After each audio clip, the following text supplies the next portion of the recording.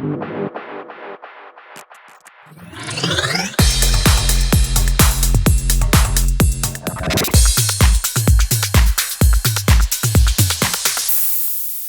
right, welcome back to the AAA podcast, the show that gives you access all areas to everything music, nightlife, and everything between.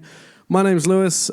Joel is with me today, and we do have a special guest, as always. I don't know. Again, I don't know why we say, like, we always have a guest with us. So I don't know why it would be a surprise. But this week we have Boston Switch. Boys, how are we? You can't talk, man. No, he was waiting for the...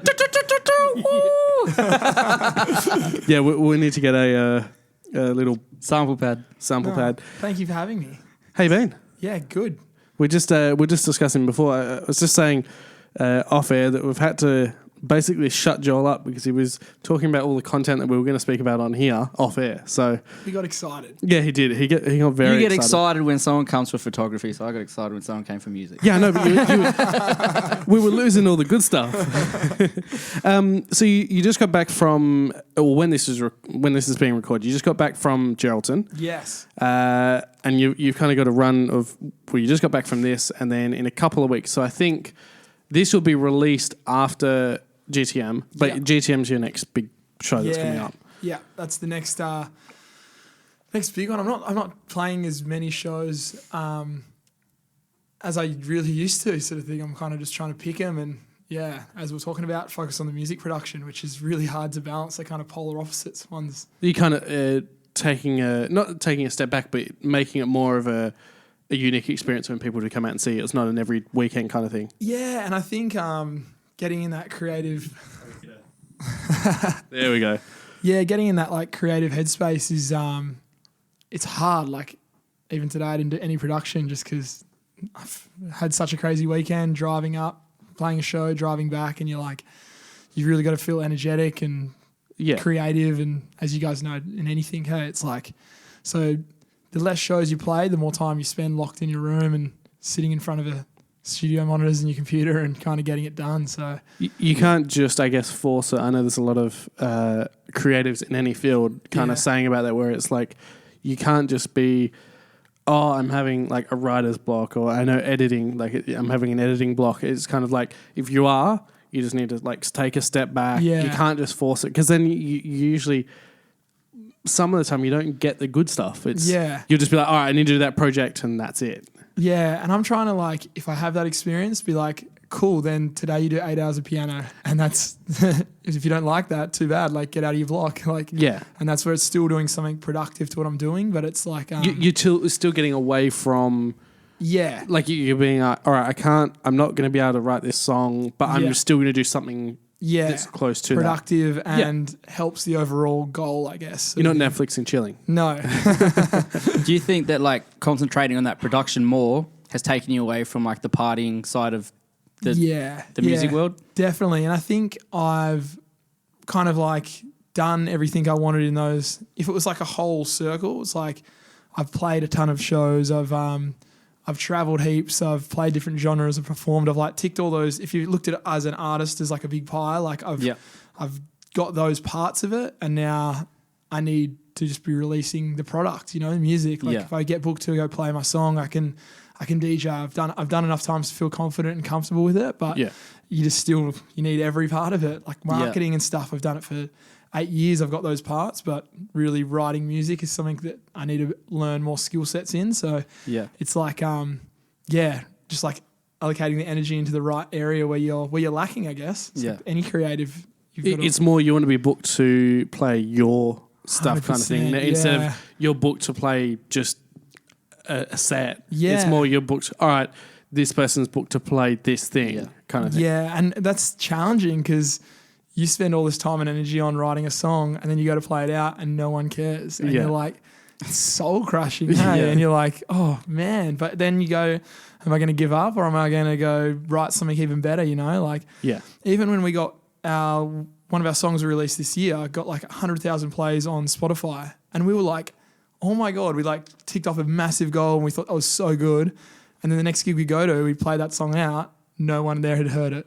And 100,000 plays seems like a lot, but then not compared to 8 billion people in the world, that's nothing. Well, you know? even in Australia, we're 23 million. Yeah. But even if you took that, you don't know. Well, you can know the analytics, but you don't know if those 100,000 people are from Australia. Even and if it's just like same person playing it again and again and again, like heaps of people that are really into it, but so many people haven't heard it. So you're like, even though it's successful and a win in our goals, it's still not like as a whole thing. As an artist, it is crazy to think of it like that. Like to give an example of like context of 100,000, Rockingham has 150,000 people in their population. Yeah. So it's like if you look at it like that, it's like that's 2/3 of Rockingham listening to the track. Yeah. And when you look at it like that, it's like, but at the same time, people that would get 100,000 views, like 100,000 plays, some people would be like, holy shit, like as you would be, you'd be like, holy shit, that's amazing. It's a goal to cross off, and who knows, 100,000 plays doesn't mean people actually like it. They can play it and go. One person 100,000 times, I hate this song. Yeah. Or just like they listen to 3 seconds and go, nope. And it still registers as a play, you know? So at the end of the day, haters or people that love you, it doesn't matter. Yeah. It's like you either way you're getting that. And it's a funny way to come in the industry because a lot of people would have started as a musician and an artist and released music and then got booked for their first show because their music got good enough, you know, and they got the exposure and then people were there to go see them. So it's kind of going backwards and it's like you're already in the scene and then you're trying to bring your music in. It's like, it's like almost you play 2 or 3 for them and squeeze one in for you and then back to them and jam it around really big songs so you don't lose the crowd or something. So is that something you're going to plan to do with your set at GTM? Like, are you going to try and push a lot of your new music? GTM is going to be definitely a set for me, you know, like. Are you past that stage of like having, like you're just going to play it and just see what happens? I definitely know how to curate a set that is going to work for the crowd, you know, and that is fun. If they're having fun, you're having fun. So you definitely want to meet them.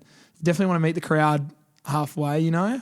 But I think when you've got such a good event, production, atmosphere, you can get away with a little bit more, you know. But if you're playing like a club and the guy before you's playing like mad bangers with like all the hooks and stuff, you've kind of got to do the same thing as well. Otherwise, there'll be a difference sort of thing. So GTM's one that I think as an event you get to do a bit more for you sort of thing. Yeah, so, definitely. Yeah. I guess when you have a like a festival style thing, you don't, because there's so many people, like you could literally play not anything, but as you said, you get away with a lot more because people are just there to party. And the atmosphere is incredible and the lighting and the stage and production's amazing. So yeah, I think that's going to be a good one, and that's my goal is to finish this next track before it, just so at least play it out. And I'm not going to make a big deal about it, but like maybe the last song after I've had the set and it's my last track, then it's like,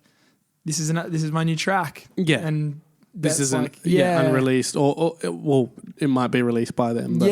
Yeah, hopefully. But yeah, it'd be fresh, you know, and it'd be the first time it ever gets played out. So it'd be cool because I remember one time we were getting heaps of tracks on PR and we got Peking Duk song. It was a Peking Duk song with Sapphire, and like I remember having this crazy club packed, and it was Take Me Over, and I think we were playing Claremont, and it was packed, and it had the most crazy atmosphere. Everyone was going mental, and I stopped the music, and I was like, "Who wants to hear an unreleased Peking Duk track?" Because we got it 2 weeks before it came out, and everyone was like, "Oh my god, yes!" And we're like, "Who wants to hear it? You guys ready?" We teased them, and they were just like hanging.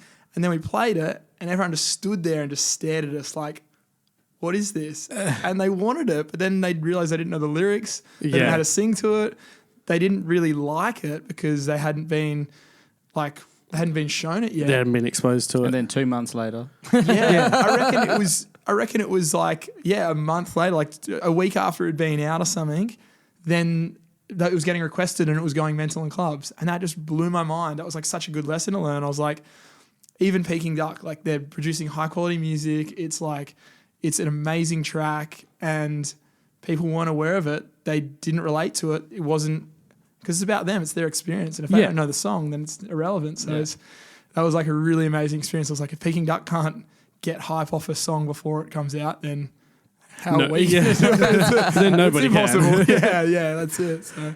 With what you said, and you're like, some people start with like producing music, some start with DJing. Like, I think a lot of people would find that going back rather than now, a lot of people did start with just DJing the crowds and then they'll slip in their own tunes. Yeah. Like, do you think that a lot of people neglect simple processes these days? Like you said, you've done the marketing, you've done the live shows, you've done the traveling, the network, you've ticked all these boxes, and then you're like, now what I'm going to do to progress is I'm going to bring in this new element. I think if you have a great product though, like if you're just a young kid and doesn't know how to DJ and doesn't know how to market yourself, but you write incredible music, and say a label can make money off that or a manager can make money off that, and it's a successful business plan, then you kind of can skip that and other people will do that for you because you're so good at your craft, you know? And it's like anything in the world. If you're really good at your craft, and that's what I'm looking at, I'm just going, my music isn't good enough yet, so apply hours to it, get better at it. Like I did with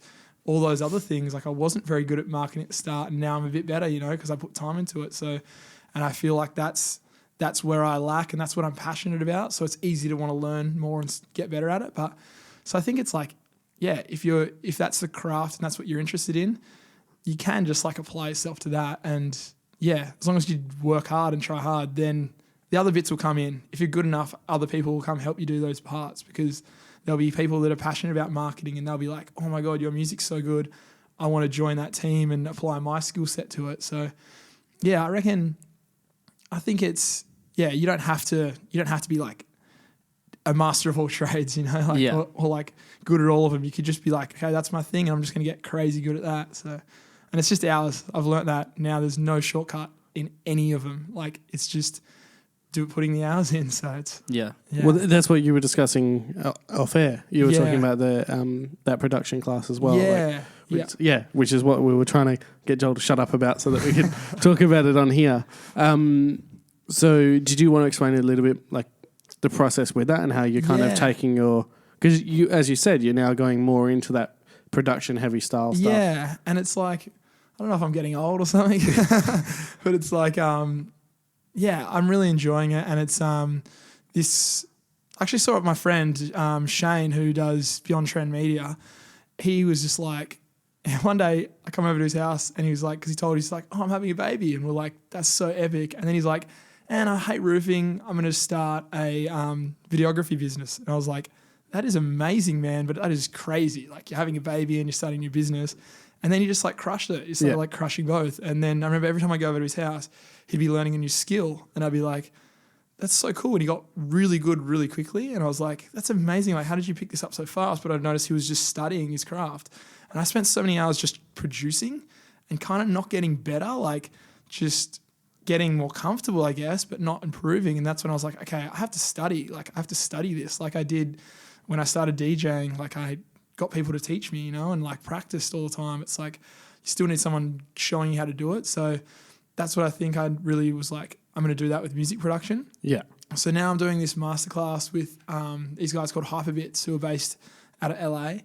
And they're awesome. It's like a full-on 8-week course with like a couple of weeks at the end of one-on-ones. And it's basically just going, if you want to be a professional music producer, these are all the boxes you need to tick. And sometimes there's like 15 hours of videos you got to watch that week and apply it to your projects and send it into them and have it there, like be ready for the interactive classes. Or sometimes it's a bit less, but it's just like, every asset from music theory to sound design to like, they go all the way through to mixing and mastering sort of thing. So that's crazy. Yeah, so that's where I'm at now, is just like back down in Margs where I feel like the most comfortable and relaxed. And hanging out with my family a lot, surfing lots, trying to be really healthy and like having a really strong mentality just so I can going from like DJing 5 nights a week to maybe DJing once a week, or once if I get it my way, I get to do it once a fortnight. And I'd literally like, I go through stages where I just turn my phone off for like 2 days, have a voicemail. I'm like, if you need me, email me, because I'm doing 8 hours or 10 hours of production every day this week. And I don't want a distraction. I don't want to look at Instagram. I don't want to scroll through Facebook mindlessly, because that's what I would do, because it's hard to look at a computer for 8 hours straight. So it's like, that's the change of pace I've taken, I guess. And it's funny. You get frustrated. You're like, oh, I want to the next level. I want the next thing. I want to be touring people to love my music. But then again, it's like right now I've got it pretty good. Like wake up in Margs, go for a swim beach with my parents and the dogs, and go for a surf at Arvo, and I write whatever music I want, whatever genre I want. So that could be very different in 2 years' time. So it's kind of having that, I guess that not mentality, but just being able to step back and go, like, you can push yourself super, super hard, but if you're not happy, then it really doesn't, you're not going to be producing the best stuff, and you need to kind of, take that step back and just kind of relax sometimes. Yeah, your mental health, like, is so important, I feel like, and it's like, especially for something like this, like, it is a hard job, you know, and you're not getting paid money. We're putting more money into our songs and you get a return off royalties and stuff, and it's like, but you don't really care because you love doing it, and getting better at it is so good. The first bit of production is so hard because you don't actually get better for a long time, and then you just like get over this hump, and then you like start understanding why things work, and they all the pieces start to go together, and you're like, oh, this is awesome now. Like, you kind of get this momentum, but it's that first couple of years where you're like getting nowhere. Yeah. Did you ever study, before this, did you study anything to do with music at all, or? When I was a kid, Dad made me do classical guitar lessons, and I hated it and I didn't want to do it, but I could read classical sheet music, and Dad said, you're going to regret this when you're older, and I quit. And then I was like, how am I going to regret this? And now I'm like a full-time musician, and my dad's like, remember when I told you? And I'm like, yeah, I remember. He's like, and I was paying for your lessons now. Now you're going to pay for your own lessons. And I was like, okay, you got me. Like, and then I actually had nothing to do with electronic music. When I started, I was full Jack Johnson, surfy kind of acoustic music. I didn't really like electronic music at all. One of my really good mates, like one of my best mates, he loved like Ministry of Sound. We'd go surfing, he'd always put Ministry of Sound on. And I hated it. I was like, this music sucks, man. I don't get it. And then, but being my best mate, he talked about DJing so much, and he's like, I want to get into DJing. I want to buy decks.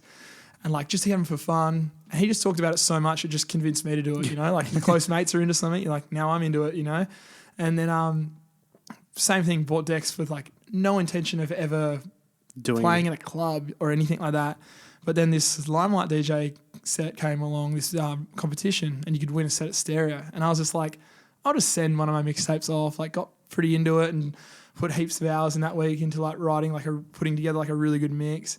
And just send it off. But I was like, there's no way, like I'm not good at this. And then I got an email back saying like, you got in the comp. And I was like, what? No way. I couldn't believe it. Rocked up to play at the club. I was the worst person in this competition. Like I couldn't even beat match properly. I didn't know what I was doing, but I was on stage and it was just like big speakers, people dancing in front of me. And I was just like, this feels amazing. Like this is incredible. Like I have to do that again, you know? And then I kind of went, it kind of like, left with my tail between my legs, like the worst DJ there. Didn't even get close to the first round.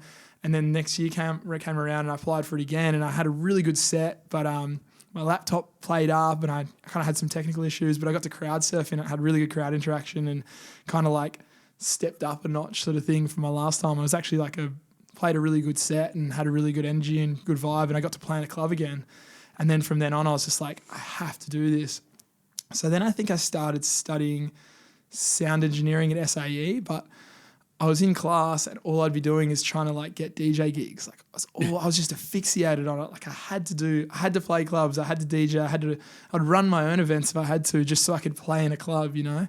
And then, so I ended up like playing as many gigs as I could, and I was just not really focused on the course, which is in hindsight, that degree and that knowledge would have been incredible for all my production now. It's like kind of the stuff I'm like teaching myself doing now. Yeah. Yeah. But, and then I was down the beach surfing one day. I had my bag in my car and I heard an alarm go off. I came in and my bag had been like a window smash. My bag had been snatched out of my car. 2 laptops and like a whole like semester of my uni notes gone right before exams. Oh. So exams come up, I'm trying to study and I'm trying to get all the notes back, and I failed all these exams. So I was going to have to redo them again, and I had no laptop. So I was like stressing about DJing because I couldn't even get my music and stuff. I think I was DJing off a laptop back then. And then so I quit that course and then pretty much just was like that gave me the time and energy just to go hard after the DJing. Yeah. And had met my manager and mentor, and my goal was to play one music festival in my lifetime. I was like, wrote it down on the goal board, and I was scared of other DJs coming to our studio and seeing that goal like under my name, because I was like, I'm embarrassed, like I'm not good enough to do that. But he's like, you have to write it down. If you want to make it a real thing, write it down and focus on it. And then the next year I played like 5 music festivals in that 1 year. And my dream was to play one in my whole life. So that dropping out of the SAE, like, because I just was going to have to resit those whole exams, was like the best thing, because then I got to just go after and get this DJing. And I wasn't interested in studying music and sound design, and I think I did a bit of the EMP course, but I just wasn't interested in production. All I wanted to do was DJ, and then that was so good because I kind of just got after it and kind of achieved all those things I wanted to in it. And now it's like, if I was back at SAE, I'd probably be like nerding out. Well, the debate that me and Joel have, like every time we have someone on, they're doing whatever it may be, is it better to study or not? And a lot of the time you'll find that there is a lot of people that that will go and do uni courses, and then some that don't, but you generally come to the same road anyway. You've obviously left that. Obviously you're doing your own kind of study now. Yeah. But you still get it, you still get into the same road as they would. Has to be your choice as well. If you don't deep down want to do it, like you were at that point, you're like, I could learn this, but really I want to DJ. Now you're like, well, I don't want to DJ now. Yeah, I want to learn. It could have been hieroglyphics. I couldn't even read it. Like it wasn't the channel that I was going down, so I just couldn't get it. Like I just didn't want it. But so if you want to study it and you want to improve your skill set and something, then studying's incredible, because you're going to make the most of that every second in that room. Tomorrow my whole day revolves around my class. I have to be up at 8 for. Like I'm up at 7 and I've had like a big coffee before that class starts at 8, because I want to do it and I'm excited. I want to miss 1 second of it. But 5 years ago, I probably would have slept in, you know? You got to, as you said, you've got to want to do it. Otherwise, and pretty bad. Otherwise you just don't put that time and effort in. Yeah. And that's especially with creative jobs, like any of it. Like as a DJ and in the music industry, you work so close with like photographers and videographers, and you see that. So it's across all parts of the industry. Hey, like it's Speaking of music production, so the latest track, because obviously, as you said, you got something that you want to release soon. Yeah. But the latest track that you have out now is Say Yeah. Is that correct?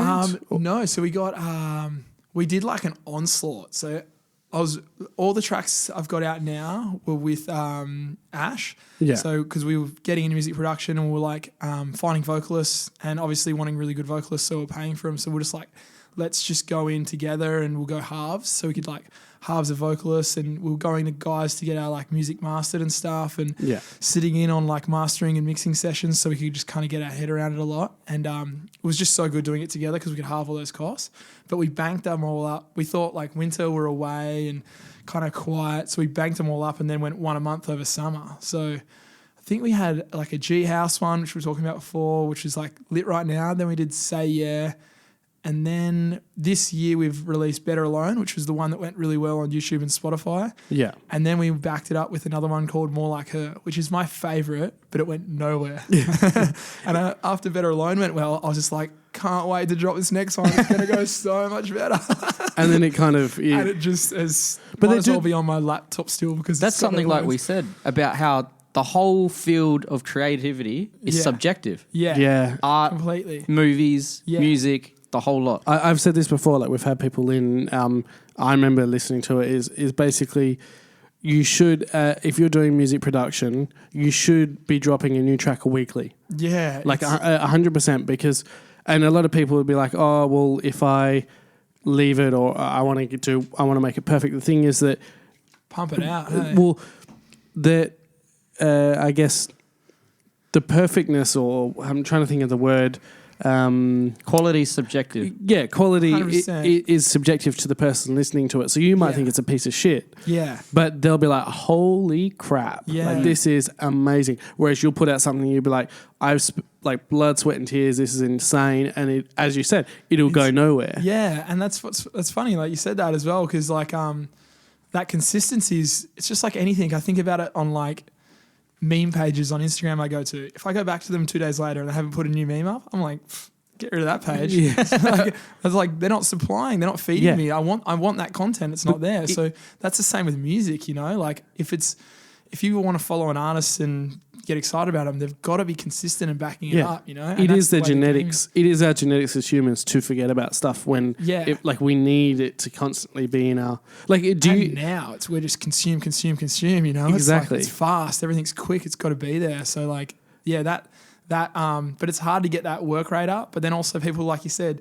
I need to work on it more. It needs to be better. You're like, just be better at the craft and you'll get faster at doing it. You know, it's like same thing with photos. Like I notice it when, like sometimes say Louis would be shooting with us and we'd put up a photo or video the next day, like heaps more hype. Or I'd see him shoot a festival and they boys put up like photos that night of the festival and people go mental over it because they were just there. It's all fresh and it's all exciting. Like they get it right away, you know. But if it's a week later, they're probably at the next festival. Or next event, it's not in their mind. I think I don't know if I've told this story before. Do you know Kyle, the rapper?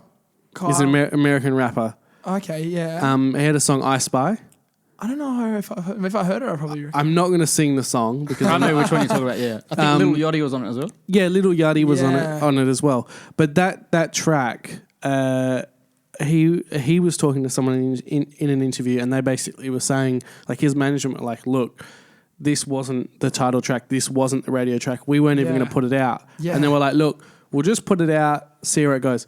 Hit number 1 in the US, broke all the charts. Yeah. He got multiple awards for it. And it's like, it's that one that if you don't put it out, you could literally you're have... never going to know. All these tracks that we were listening to off air, like that you were showing us, there could be one of those tracks. That could be the track. Yeah. But you just don't know. And it's not your choice. It's not your decision. Exactly. It's the consumers. And that's another thing that was talked about is that you go back 10 years ago before Spotify and all of that. Yeah. It would basically, you write an album. Yeah.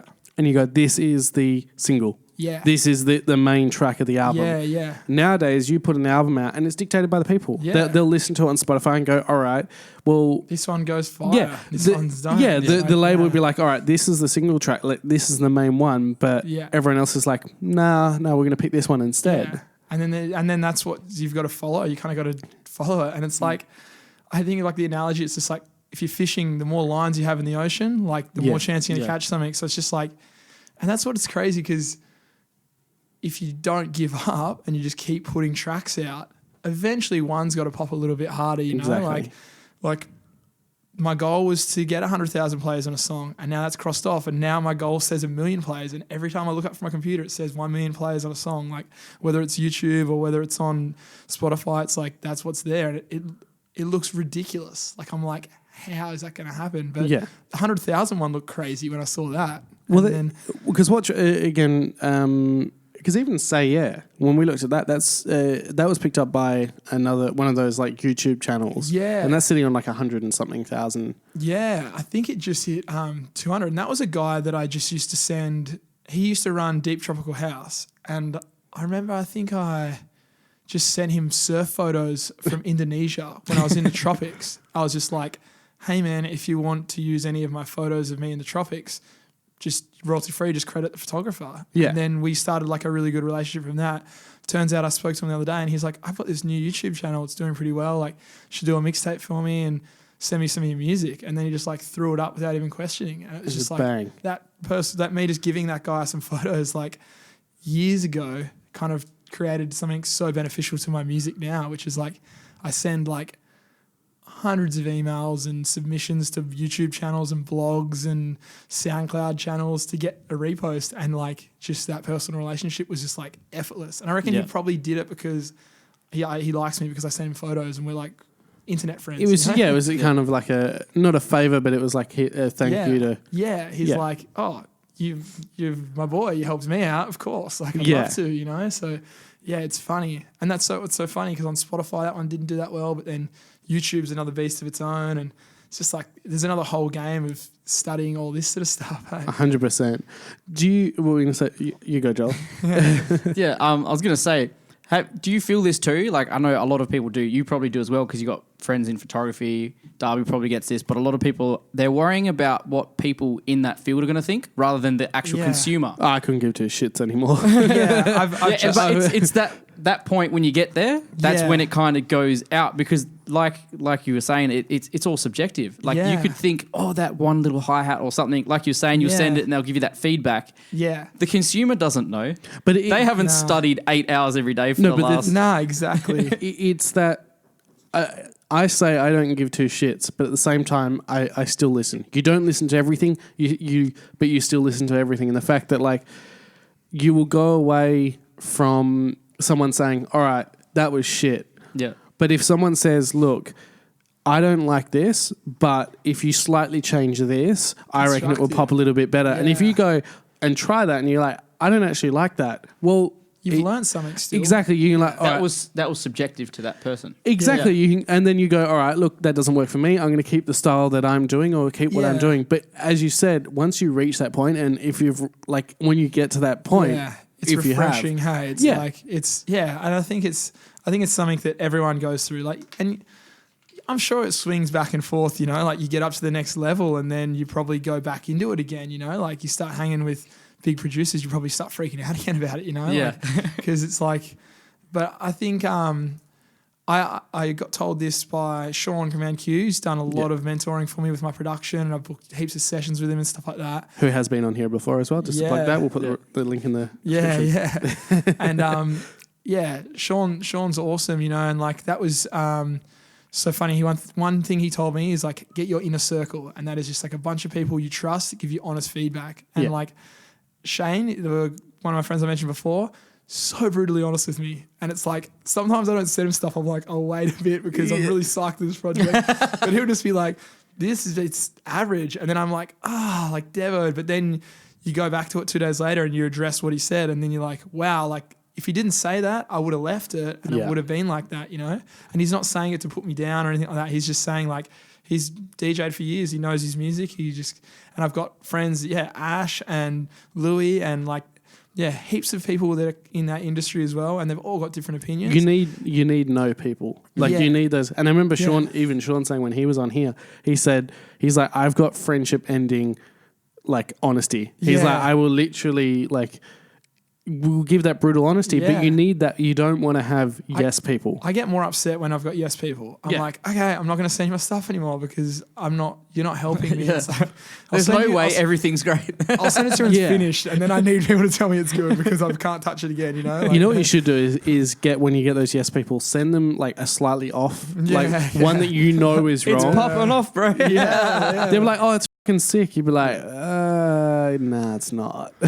I love showing stuff to my parents because they've got no real... Mum says she's like so unmusically inclined, but she still notices things that other people don't. And it's so funny because she's got a totally different perspective, you know? And it's funny. Like, they've got like a totally different view, even though they're not like DJs or photographers or people in the industry, you know, but it's just another external opinion, so that's cool. My mate played a song for his parents because they're used to classical and all the rest. They're like, oh when's the change? Like they just, and it had, you would have been like, there's heaps of changes over the track, but to them they're just like, it's the same thing. And he's like, they don't understand electronic music. But imagine if you could resonate with them and kids and the public. Like if you can aim to achieve that, then you're writing incredible music, you know? So it's like... At the same time, though, parents are the ultimate yes people. Like you've got to, like your parents are never going to be that brutally honest with you, no matter what. They can crush your hopes and dreams. I mean, if you wog, they will. They'll tell you how it is. But as well, you got to remember, like your parents aren't the consumer for what you're selling. I just want to shout out, my parents are lovely. Like they didn't crush my dreams. No, but you know what I mean? Like they're not who you're going for. They're not the consumer of the product if you can get your mum and dad, not your mum and dad, but if you can get the mums and dads, genuinely, then bam, you're doing something right. You know, if you're casting a broad net and collecting, you know, you're doing it. The right person for the wrong crowd. That's what my old man used to always say. He goes, if you're the right person for the wrong crowd, you're killing it. It's cool. Now, taking back, so you're living back down in Margaret River. Before all of this happened, you were surfing. Like before all the DJing, you've been surfing. Yeah. A long time. And you were were or still are Still sponsored? got a few sponsors, yeah, because back then I was just like wanted to be a professional surfer and didn't drink till I was like 17, and I wanted to get in the school surf team. I did like 2 years straight. I didn't miss one day of surfing. Oh wow. Like getting blown off my bike, going down the beach and stuff. And my parents would drive me up to Geraldton and stuff, and it was some really good like life lesson years. Like my mum and dad would drive me like up to Geraldton, and I'd get knocked out first heat in a comp, and I'd be so crushed. I'd feel so guilty. But then they'd be like, as long as you're trying hard, that's all that matters. And then I'd go home and wouldn't go to parties like all the other kids, and I'd wake up and do push-ups and run to the beach and surf twice a day. Like I was just so dedicated to do it. And I started to goal to surf every day until the surf comps come up. And then I did that, and I was like, I actually got really good and got in the school surf team. And then I was like, oh, that kind of works. So did 6 months, and then I was like, okay, I'll do a year. And then I was so addicted to it. And I was improving so much, so it was so good. But then I kind of got to the 2-year mark, and I was like, okay, this is hectic. It's consuming me. It's like I'll just like surf a bit more when I want. And then I like got through some heats. I'd get to like semis and stuff every now and then, but just really wasn't cutting it. Like there was guys that were just shredding, crazy talented, like not even trying and just blowing me out of the water. And you're like, okay, like realistically, is this going to happen? Like, do I still want to pursue it? And it was funny because I'd probably get frustrated, and it was kind of like a chore or a job almost. But then I kind of fell into music, and then my surfing was still like a marketable part, and I was playing all the surf parties like the Marks Pro and all the Quickie Pros and Bells Pros over East and stuff. And it kind of shifted to my marketability as the surfing DJ kind of guy. Like I'd get booked for all those parties because I was a surfer. Yeah. But yeah, so I remember you being that like surfer DJ. Like that's where I kind of got introduced to you. Yeah. So that was kind of your brand as well. Like it's kind of lucky I had a bit of a quirk, like it was something extra. Like it wasn't just the DJ thing, and I could kind of like leverage it off. And then I kind of started doing the surf parties and stuff, which was really cool because it's something I learned really on is like offering more than you get, Like, so I really wanted to play Southbound. So I was like, how did I get Southbound? I went to them and said, I want to play. And they were kind of like, cool. So does everybody else. Yeah. And I was like, what can I do to play? And they were like, there's nothing you can really do. And I was like, those posters, grabbed them and went and put them up all everywhere. And then I come back, and then I was like, put those posters up. What else can I do? And they were like, that was actually really cool. That was something hard for us. I was like, what if I do a Southbound launch party on all the regional towns you guys do not want to drive to?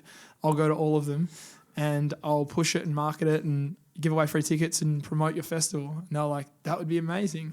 So when it come around to picking up the lineups, they were like, you can play because you've done all this stuff for us. Yeah. But really, I got to say I was DJing a Southbound launch party, and I got to attach myself with something bigger and better, Yeah, So then definitely. it worked with all my surf sponsors as well. Like my surfboard shaper, who I'm still with now, Steve Del Rosso does Clearwater Surfboards.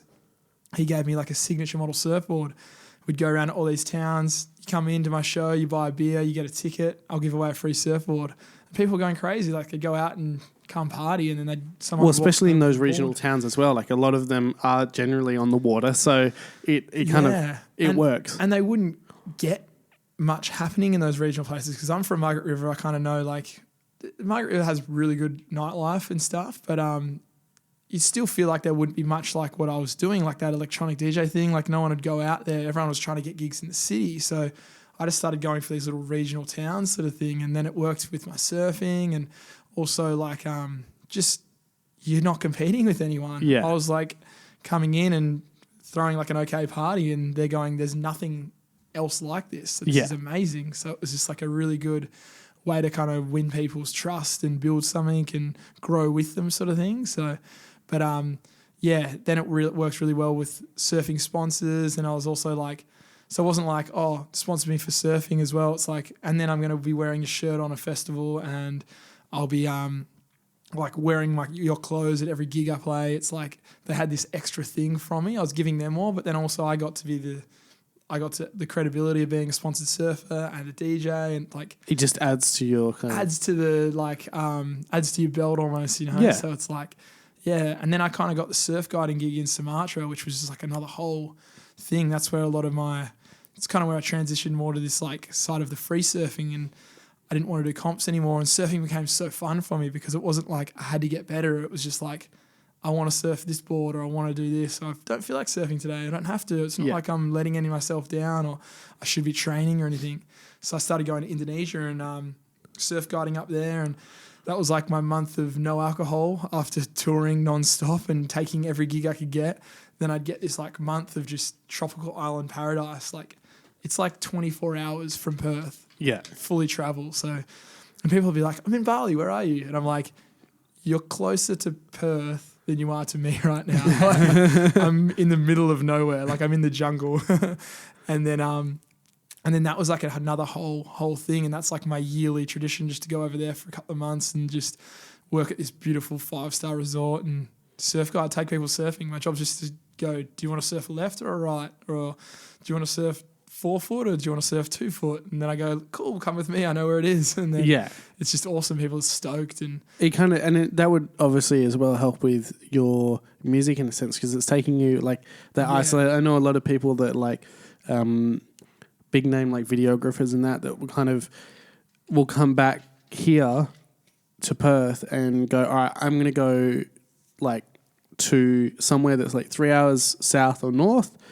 I'm going to get an Airbnb. I'm going to turn everything off and I'm just going to work. Yeah. But I just want to like, just no distractions. Disconnect. Yeah. And it was also another good thing for your brand as well, because you're like, come to my gig, come to my gig, come to my gig. And then you disappear for 6 months. Like same time when Shan got us the residency in Greece, and it was like, we both just played all these shows all through summer and then we disappeared in winter. And just started putting up all these photos and videos of us playing another summer on the other side of the world. Yeah. And then it's like you come back and everyone's like, oh, I want to go to his gig because I might, if I don't go to this one, I probably won't get another chance for a couple of months. It's like you create this exclusivity of yourself, but really you're not stop working. You're just doing it in another part of the world. But you've created that exclusivity for that part of the region. And it was your decision to be exclusive. You could have stayed and grinded it out through winter, but it doesn't really offer anything. And then you kind of... And then it works the same way. You leave there and come back over here. And so it's like, that was like another thing. It's like the further you have time away, and if you like, it's like you create more value for yourself in a way. So 100%. Yeah. Now I was going to speak as well. So the gig that you just played in Geraldton, so that was you, Ash. You didn't bring, oh no, you wouldn't have. No. I was going to say Sean. Sean, no. I was gonna. I know that you didn't bring him because I was just recently on a plane and I saw him on that same plane. So I was like, he couldn't be with you. No. Well, Ash is actually in Fiji right now. Oh wow, working on TV shows. So he wasn't there for it either. So it was just myself, Louis and Camille. Yeah. But yeah, we did the drums. I did like a run of shows with Sean on the drums, and it was epic. Yeah. I think it's something we got to rehearse a little bit as well and kind of like spend some studio time. And I'm really keen to get him, as we were talking about production before, like a live drummer. We're talking about swing on tracks and drums and putting things out of time so they sound better or like feel better. So that's something I'm really keen to spend a lot of time with Sean in studio as well. So, because the first few shows, I showed him a few songs, but we didn't rehearse. And his just ability as a drummer was insane. Like he just picked it up. There's one bit where the sound fully cut out in Geraldton, and like the show I brought him up for. Don't know why. We could figure out why, but it just fully dropped out. And Sean just jumps over and drum solos, and it finishes as we get the audio back on. And people were like, that was insane. That was the best part of the night. They probably didn't. No, because they probably didn't I was know. just stressing. Yeah. It was the most stressful like minute and a half of my life because I just couldn't get a header. And there was like tech guys and everything. We were all trying to like chase it and figure it out. Something clipped or something like that, or a cable or something. And then people were like, that was incredible. And it was just so good just having that like incredibly talented live musician there just to like do his thing. It's a very Matt Maguire Chainsmokers, and I feel like as soon as I saw it, like because I remember, like I followed Matt's stuff back from when he like before Chainsmokers and all of that when he was doing all of his covers, and their live show now is a very hybrid show, and it's insane And I don't think a lot of people are doing like it, Yeah. it's adding that live element to your.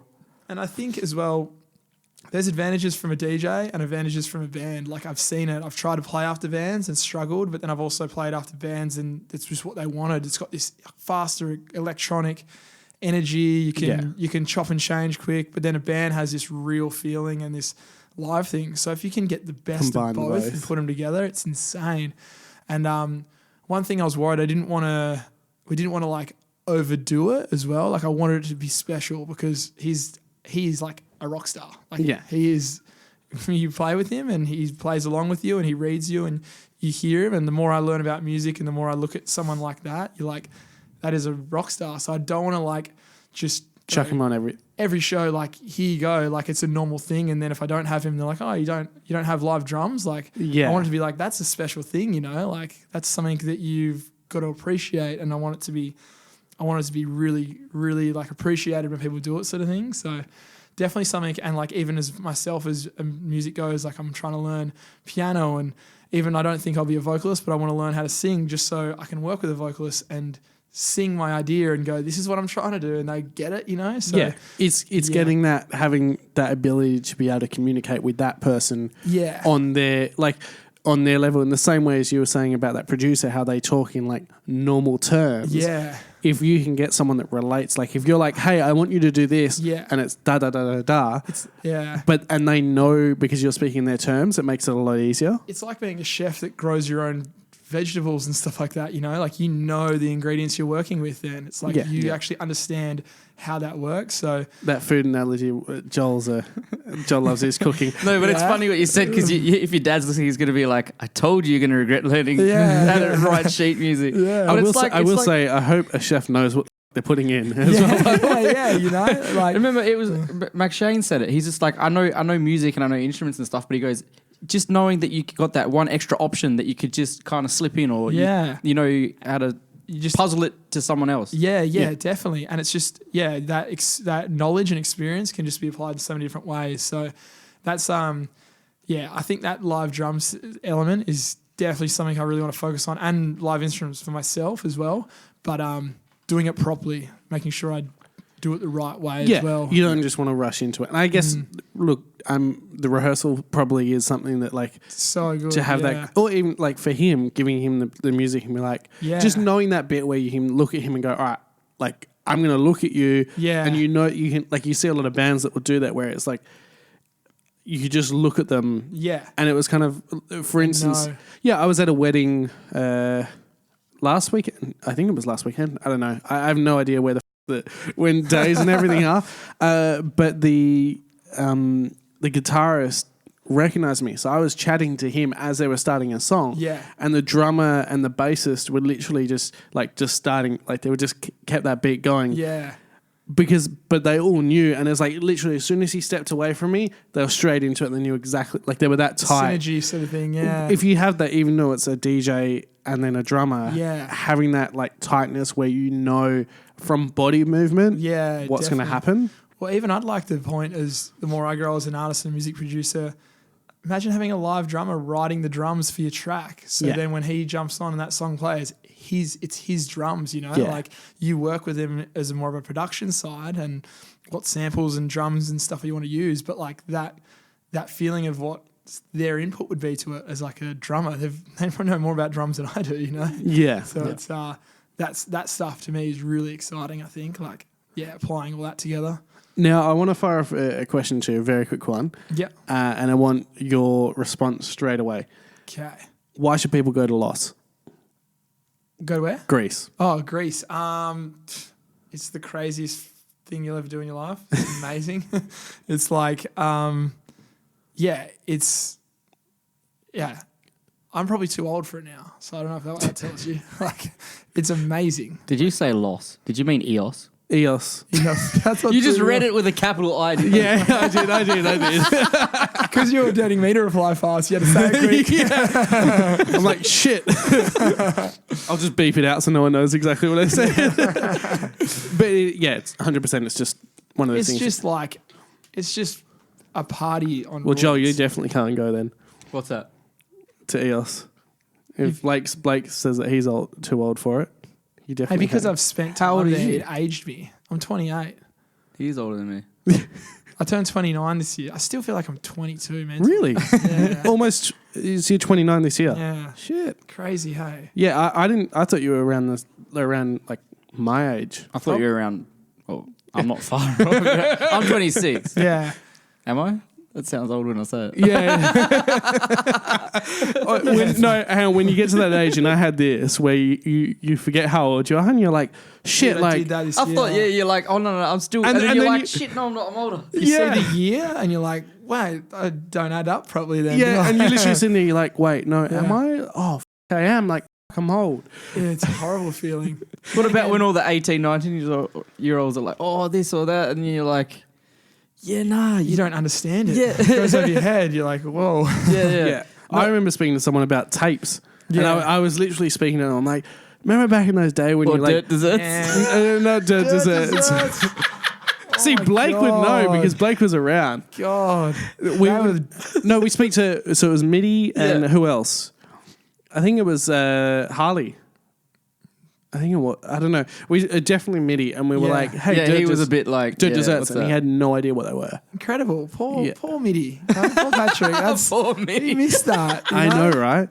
I wonder if you can get him somewhere still. I want to get No, him you, for you him. can't. I actually emailed Browns, but I'm waiting Really? for a response. Well, on the way up to Geraldton, If you do find them. Camille told me about twisty zigzags, and I never got one. Did you never have a twisty zigzag? Nah, and he was selling them hard. And then I looked him up. You can get them on eBay from Sydney. Some guy's got some still. So He was selling them. yeah, I'm thinking of I've got to. What about Smith- Dunkaroos? Did they bring them back? Yeah, they brought them back. No, And God. Yowies? Yowies, I don't think they have, or maybe they have. I haven't seen a yeah. Smith's ketchup chips, they did bring them Yeah. back. They were fucking amazing. I love them. What was the one they did with the shapes? They did the pizza ones. They changed the formula or something. No, they changed And the then flavoring, the but flavour, but it's. then They said they brought it back, but it's not the same. not the same, It's not yeah. the same. What about, can we all agree that the original Ribena was so much better? I kind of might miss the Ribena train.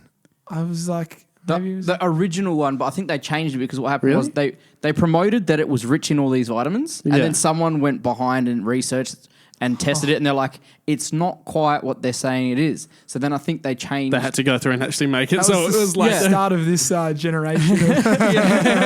So then then they changed the promotions, the marketing, like everything. Then they changed the recipe, and it's not quite the same like what it used to be.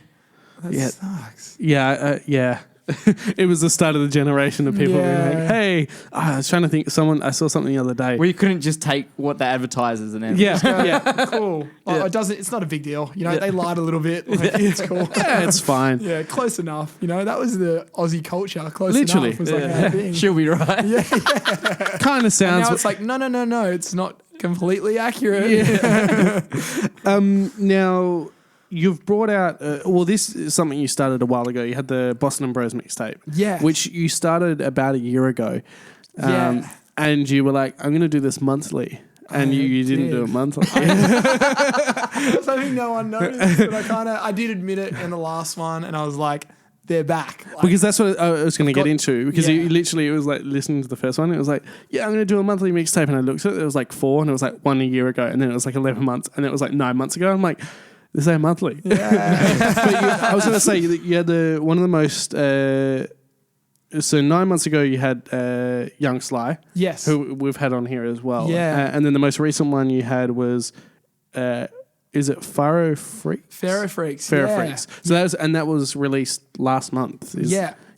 And you're bringing him back, as you said. Yeah. So it's just something I'm holding myself accountable for. Well, now it's on camera. You I promised you, basically. But yeah, it's just something that I'm just like one of those things as a producer and artist. I'm just studying like a lot of the big guys, and I know I get a lot of really good music. Chainsmokers do a monthly one, and Yeah. they go hard and they're really heavy, and it's like a really good outlet, but it also holds you accountable for making sure you download monthly music, Yeah. whether I got gigs or not, you know, and not being lazy and playing the same stuff. It's like you have to get new music and curate a new set, and it's so cool because each month I do get into different styles and genres and music, so it's something that I like. And it's also awesome to collaborate with another artist because I've met so many good DJs and producers all over the world, and it's kind of cool. I want to be able to be like, hey, this is someone awesome. Like, if you follow me for my music, like, you're probably going to like these people as well. Yeah. So, yeah, that's something that I'm just going to make sure I kind of But it is can do. it's something else that you're releasing out as well. Like as we were talking about, Another like product. It's something it'll keep you in people's I guess view. Once a month. So what's the structure like? When does this get released? Is it a set date every month or? I was going to try and do it roughly similar. I'm like basically following off some of the artists that I'm looking at, like their template, but ideally, what day did that last one come out? Oh, I didn't. Me that. Ideally, yeah. I think it was. Looking at it, I think it was the end of the month. I think it was the end of the month. Okay. Yeah, they come out at the end of every month. Okay. we'll link. So when this goes out, it'll probably be close to the next one. So if it hasn't come out, we'll link one of It'll them. come out because I'm promised now. Yeah. With the different style and genres, you say you've been going through different like month to month.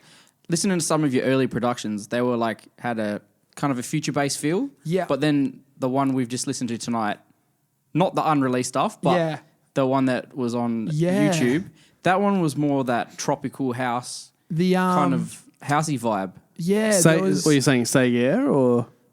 I think maybe I can remember the the project. sound of the tunes. Are you talking about the one that I showed you? Yeah. Yeah. So it was Say Yeah was the first one, which is that very young Franco-y kind of. We're kind of going for that. Like I think the reference track we were looking at is a lot of Hayden James stuff. Yeah. And that's what we're really inspired by. It's in that. Yeah.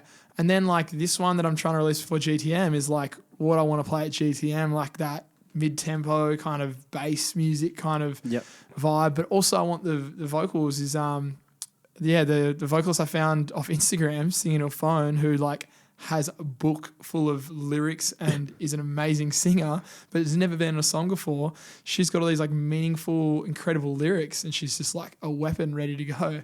And her name's Natalie Barnes. I was going to say, did you want to shout her out? And I'm going to do tons of music with her. Like, she's before we'd even met, I just sent her a message and it was just like, you sing. I saw you singing in your thing. Like, do you have many lyrics and many songs like of original music? Because as a producer, that's like, as we were talking about before, like vocals is the hardest thing to find. We can do everything but that, you know? Yeah. And then she was like, yeah, I've got heaps. And we just started, she sent me some lyrics and I sent her a project. And then we just started writing these lyrics before we'd ever met, just through Messenger. And it was insane. I was like, wow. And this project, this one that I'll bring out for GTM was a project that I'd like written off. I'm like, this is crap. I don't like it. And then she's like, send me some things. I've got some heaps of lyrics. I just like sent through 3 or 4. And then the one that I really didn't like, she was like, this one is amazing. It fits this so well. But there's the subjective. Yeah. And then it kind of made me look at it again. And I was like, maybe it isn't that bad. And then I kind of rewrote some of it again. And now it's like a project. Now it's a thing. Now it's going to be a song like in a few weeks, hopefully. So it's like, that was really interesting. But I don't know. I think producers all have this thing where we're like, we've got to pick a genre and stick to it, and that's my branding. But then you look at someone like Skrillex, who's, you can't compete or compare yourself to him, but like he just does what he wants, but he's so talented. It's all high quality. Yeah. Like I love that he did all that dubstep, but then I love that Would You Ever? Like I heard that. I wasn't like, oh my God, this isn't dubstep from Skrillex. I was like, this is just a dope track. Yeah. And I'm like, he was inspired by it. Technically, it's amazing. Like, that's cool. And I feel like he can just do whatever he wants because he does it. And then you just go, thank you for the amazing song that I get to listen to now. So I'm kind of just going like whatever I'm inspired by. Like GTM, I want to play like Illenium, kind of that like future bassy kind of vocal meaning sort of stuff. But then I also want to play like Rez and that like 1788L kind of dude, like that kind of stuff. You know, I want to play that mid-tempo bassy party. And then on the weekend in Gero, like they went crazy over like bass house. So now I'm like really bass house inspired and I was trying to do a bass house remix of Savo. It's like, so it's just, you just change it up. I'm just going for whatever I like. But it's that whole mum and dad kind of philosophy. If you can, no, but if you can reach like different genres, like if you can get one from each, then it kind of crosses over and you reach that next one as well. So And is the is the end result where you're going to be playing kind of a show where it's like you got your 1 hour and you just put together all your stuff, or do you still want to do the DJ kind of club gigs? I think I'll always have that DJ like part of me, you know, like I want people to go crazy because when you look down and they're going mental, it feels so good, you know, so you always want that. And but it'd be cool to have both if they're doing it they want to see your music, but then there's also always going to be massive tracks out that you want to. You want to incorporate. Yeah, definitely. So, yeah, I went through that problem a little bit probably early this year, and I was trying to play sets just for me, and I was getting like not the crowd interaction that I was used to, and it was just getting me really depressed. I was like getting really bummed out about it. I was like, man, like I just want to do this. But then I was like, yeah, I'm not meeting them halfway. I'm not being a DJ. I'm not being good at my job. Like that's what I'm getting booked for. I'm not getting booked for my music as of yet, Yeah. But like do a bit for them and a bit for me, and like kind of do it halfway. And that's why I found this kind of middle ground. Like on the weekend, I kind of did my own warm up almost for an hour. And then the last hour I got to go wherever I want. And it was really positive reaction, So I was like, yeah, it's like, it's reading the environment and the crowd and playing it. Yeah. Being smart, I guess. Yeah. Yeah. Well, look, we've almost come to the end. Went fast. It does fly by, man. When you guys spoke to us, and I was like, what am I going to talk about? And now I feel like I've dribbled on for so long. But it's extra. You're going to go home and you're going to be like, I could have spoke about this. Yeah, Every time I drive home, I'm like, there's this question, there's this. Yeah, I was just like in shock. Like, I'm going to be like not know what to say. Yeah. You kind of just like. We're over an hour. Yeah. So it literally it flies by. But the thing is, it's good because then we can we've got other stuff that we're working on that we can kind of get people in different ways to, then you go, I can speak about that as well. But look, I always do this. So Joel, is there anything extra? I know you just asked the question, but is there anything else that you wanted to add before we get you to show us what you brought us along? I always ask the same question, but I guess it's kind of a different format for depending on who's in. Like you said, you had set goals. Yeah.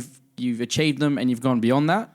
Yeah. For people who are in the same situation or possibly looking at or got those similar goals that you originally had. Yeah, yeah. Like how would you propose to them like some sort of a format, a template or anything they could work towards to kind of achieve that? I reckon writing your goals down is so big for me, and don't be scared. Hey, like, because I was so scared of everything I've written down and done, but then when you achieve them, you're like, you look back on that in hindsight and you're like, now I'm looking at the next ones up and they look so achievable. Like you could re-achieve them so quickly. So I just think like, and then don't just dream about them and think about them. Like you writing them down is the main thing I write my goals down for, because then they're in my face and people can see them. And then it's like how you are going to execute them is the more important, because you've written them down. Now you actually have to think about how you will achieve it. And it's putting time and hours in, sort of thing. And I still remember like telling my friends I wanted to be a sponsored surfer. Like I just wanted to get a sponsor, like as a B team surfer, like not like pro, but I was like, I just want a sponsorship. And I remember friends looking me in the eyes and going, there's no way. Like, I'm sorry, you're not good enough. Like I'm not good enough. You're not good enough. And it just pissed me off so much. I was just like, now I have to do it. Like you called me out. And then when I did it, I was like, look, I did it. And they were like, still didn't believe it. The first time I got sponsored, I got a letter. I was like, is this a joke? Like showed my mum and dad. I was like, is this a joke? I was 14. I was like, this is not real. Someone's tricking me. But that's how unbelievable it was. But I just did everything in my power to try and get it. But then you speak to those people again and they're like, no, I always said you could. And you're like, oh, okay. Like everyone will say that you can't do it until you do it. And then they'll say that they were there the whole time. But if anything, them telling me I couldn't was probably the best thing for me, because then I was like, now I've got to show you that I can. You're out of the chill zone. Yeah. So writing unrealistic goals and then actually executing what you want to do. Like don't write crazy goals and then do 1 hour a day on it. Like write the crazy goal and do 10 hours a day. There's no such thing as an excuse. Like not having money or not having time. Like if it's a priority, you'll make time. If it's not, then you won't. You'll go out or you'll work one job, like instead of working 3, because then you can't afford decks. Go work 3 jobs for 3 months and then go buy them. Like, there's no such thing as an excuse in my books. Like, there's bad scenarios and uncomfortable situations, but you've got like 100 years to do it, however long we live for, like, it doesn't matter. You can do it. You can make sure it happens if you want it enough. But if you don't, then you'll dream about it and not do anything about it. So, yeah, that's that's your answer. Yeah. Sounds a bit harsh sometimes. But no, but it is true. No, people need harsh sometimes. Yeah. I think, a lot of people. If you want it, like... Don't be lazy. Get up and can do it. Yeah, and then go, look, I fucking did it to all the Yeah. people that said you couldn't, and that feels so good, you know. Like, Yeah. yeah. Well, look, we do get guests every week. They bring in something. We've got an array of things. There's a lot more that we haven't put up because I haven't got around to framing it. But do you want to show us what you brought us in today? Bit of a story. I didn't know what to get you guys, but I think this makes sense about what we spoke about. So this is one of my Beautiful first ever- segue, isn't it? First ever merch I ever did, and it was a collab with like the biggest sponsor I ever got, Rusty, and I couldn't believe it when they said yes to let me put my logo on one of their shirts. But yeah, it's a Rusty Boston Switch merch, and I only got like 40 of them made, and I've got a few left in my little quiver, and I've thrown heaps out. I think I'll throw a few more out at GTM, but yeah. Another shirt for you guys to... Yeah, we did say... I did say before, we've got a few that need to be framed. So, no, but thank you for that. Well, look, it'll eventually go up on the top of the wall when we get around to it. But look, thank you for coming on. We appreciate you making time. And thank you for having me. I was really excited, and yeah, it was really cool to see what you guys are doing and doing it so well. So yeah, it's awesome to be here. Thank you for watching the AAA podcast, the show that gives you access hilarious to everything music, nightlife, and everything in between. If you want to watch more videos, you can click up here. If you want to subscribe, click up here. It does mean a lot to us if you do subscribe, so we do appreciate that. Other than that, we will see you in 2 weeks for the next video.